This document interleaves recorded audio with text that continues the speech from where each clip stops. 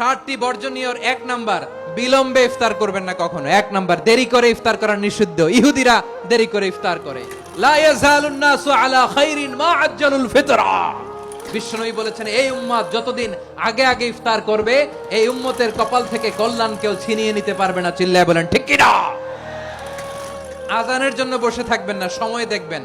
স্থানীয় সময় যখন সূর্যাস্ত হওয়া মাত্রই বিসমিল্লাহ, খেজুর খেয়ে ফেলবো।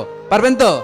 2 নাম্বার, রমাদানের পবিত্রতা বজায় রাখবো। কোনো তর্ক বিতর্ক অশ্লীলতায় আমরা জড়াবো না, ঝগড়া করবো না, সরাসরিও না, ফেসবুকেও না। করবেন? কেউ গালি দিলে বলবেন ইন্নিমরুন সায়েম, আমি রোজাদার।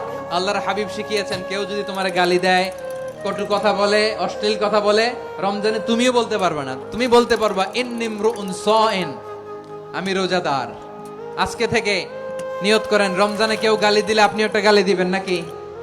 কি বলবেন? রোজাদার, রমজানের পবিত্রতা আমি ভঙ্গ করতে পারবো না। অশ্লীল নাটক সিনেমা আমরা দেখবো না।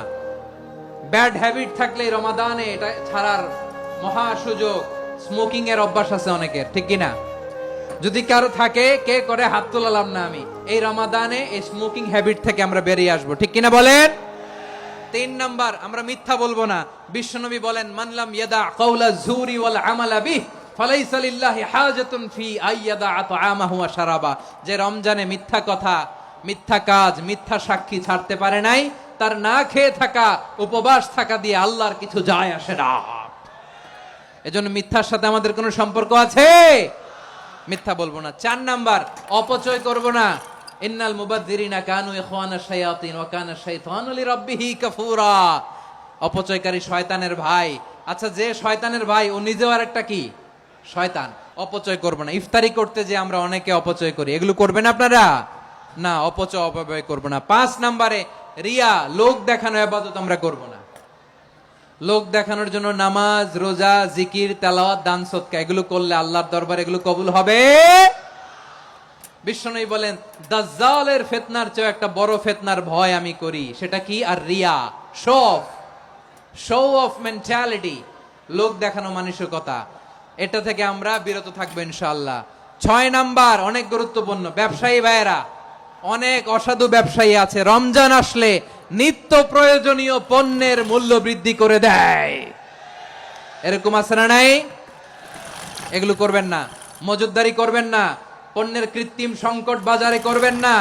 আপনি লাখ টাকা কামায়া ভাবছেন যে রোজাদারদের কষ্ট দিয়ে ধনী হবেন। এমন রোগ আল্লাহ আপনারে দিবে, কোটি টাকা দিয়েও আপনি হাসপাতালের বিল পরিশোধ করার ক্ষমতা আপনার হবে না। খবরদার। শেষ বয়সে দেখবেন কি কষ্ট আপনার হয়। আপনি রোজাদারদের কষ্ট দিচ্ছেন, আল্লাহ আপনার সুখে রাখবে? আল্লাহর দোহাই লাগে, আমার ব্যবসায়ী ভাইয়েরা এটা করবেন না। আরব বিশ্বে আমরা দেখেছি, আরব বিশ্বের ব্যবসায়ীরা সারা বছরে ব্যবসা করে, রমজানে ভর্তুকি দেয়। আর আমার দেশের কিছু অসাধু ব্যবসায়ী রমজানে গলাকাটা ব্যবসা করে আর সারা বছর সইটার উপর দিয়ে চলে। চিল্লায় বলেন ঠিক কিনা?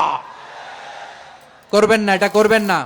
নিত্য প্রয়োজনীয় পণ্যের মূল্য বৃদ্ধি করা হারাম, পণ্যের কৃত্রিম সংকট তৈরি করা হারাম, মজুদদারি করা হারাম, রোজাদারদেরকে কষ্ট দেয়া হারাম। এটা করবেন না। 7 নাম্বারে সর্বশেষ কথা, অধীনস্থ যারা আছে তাদের কাজের চাপ আপনারা কমিয়ে দিবেন। কাজের লোক, ফ্যাক্টরির ওয়ার্কার, স্টাফ, তাদের প্রতি যদি রহম করেন, আপনার উপর রহম করবে কে? এই পবিত্র রমাদানের 60টা